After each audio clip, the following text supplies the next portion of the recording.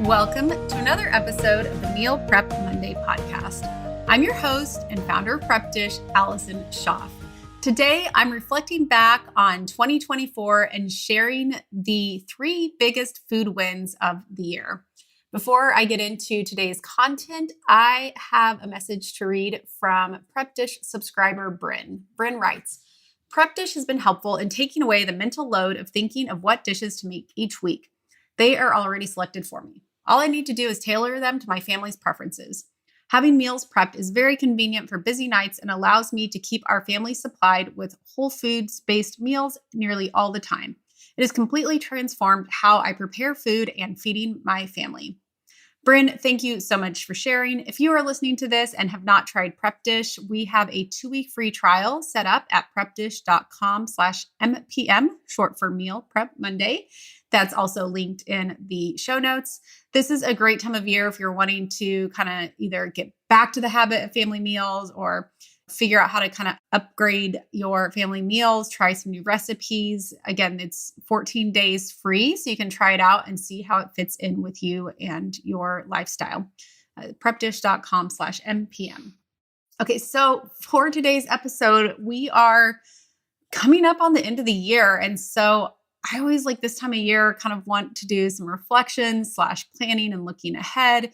And so for today's episode, I was thinking back of like, okay, 2024, specifically when it comes to meals, nutrition, eating, those type of things, what were some of the bigger wins? And this is actually more personal, less Prep Dish wins, but there is kind of a Prep Dish one mixed in. So I wrote down my 3 biggest wins from the year. So the first one, and probably not a surprise, especially if you've been listening to this podcast, because it's something that's come up a lot we talked about in January, again in the fall, and that is protein. So for me personally, I think the biggest win has been increasing my protein at breakfast. I have noticed just a big difference with sustained energy and less like dips in hunger throughout the day by increasing protein at breakfast, specifically by adding in some meat. I've always been someone that's okay with eating some meat at breakfast, but I just find this has really helped. So on those days when I have eggs, I always add in either sometimes sausage, but a lot of times it's just like a ground meat or a homemade sausage, just so there's not like any additives or anything in there. But it really has. And then on days when we eat oatmeal, I'll add some sort of protein on the side or the Equip protein powder.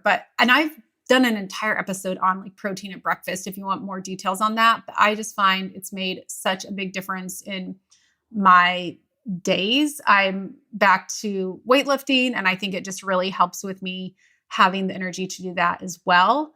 The other thing I'm going to tie in here is with the Prep Dish plans, our super fast plans now have each meal is 30 grams of protein or more. So we've made sure that we calculate the protein grams. And if you use that meal plan, it's 5 dinners and each dinner is 30 grams of protein or more. Now, there is always a vegetarian meal, but we have an option of adding a protein so that you can hit that mark. And those are the plans that we're using in our household. So it has been nice that my dinners, I'm also hitting that 30 grams. I mean, most of the Prep Dish plans, we've gone back and looked at them.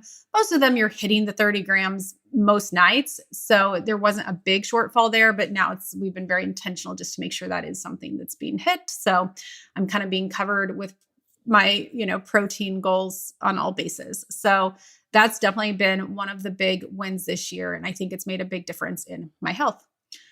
Number 2 biggest win, and that is looking at meal prep a little bit differently right now. So for me right now, my meal prep is either done kind of in a few different chunks or even like just throughout the week. I have the meal plan printed, I have the groceries bought, but I'm not usually setting aside time to do my meal prep like I used to. I find it's easier to do at mealtime each day or maybe in the afternoon, partly because it's been, and this will lead into my third one, but it's been nice to spend that last hour of the day making dinner, and the kids will actually come up and help. So I'll look at it in advance just to kind of know what's coming or what needs to be prepped. But it is nice to kind of have us all in the kitchen together. So on most nights, that's what I'm doing. Some nights, if I know there's something else going on or I'm not going to be there, so maybe I'll change that up, but just not looking at the meal prep as one big session. I've talked about this in episodes before of like, there's so many different ways that you can use our meal plans. Like, yes, they're designed of like, you spend an hour or two doing your meal prep and all of your meals are kind of ready for the week. I do that some weeks and it's been super effective and like so nice to like not have to worry about anything the rest of the week. But for now, I'm kind of doing it more as I go. And that's been really nice. And I'm sure it'll continue to change and evolve depending on the season of life. But that's number 2 biggest food win. Number 3 biggest food win for me this year is getting the kids involved in the kitchen. This is something I've been super intentional about since the time they can stand. The baby, he's almost a year. Actually, when this is airing, he might be a year.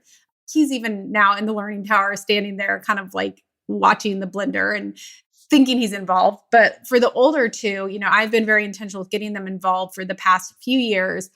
And I feel like this year, it's been a huge shift to where they can actually help, and sometimes it is like things will get slowed down and that's fine, but I can give Seven some vegetables and he will chop them for me. I can ask them to do some scrambled eggs and they can do that. So there's tasks that they can actually independently, with some supervision, but they can kind of do from start to finish with just minimal amount of help from me and just more me kind of overseeing. So that's been really cool to see and it's not consistent. I can't be like, okay, I know they're going to do this tonight and plan on it because some nights they'll be like, no, I'm not doing that. But it really has been a shift to where they provide help and it's happened way earlier than I thought. They are right now like 4 and 5 years old.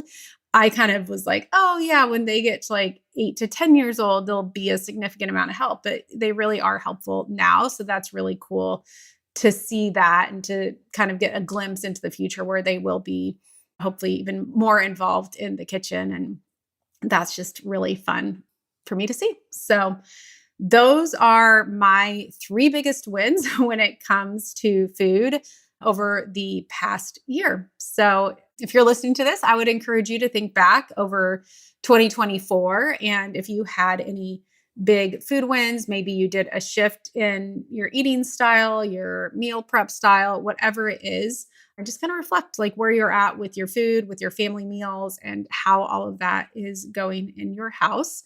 And, looking ahead for 2025. So that's all I have for this week. If you are a regular listener of this podcast and have not left a rating and review, if you have just a minute today, I would love if you could do that. It just helps more people to find this podcast.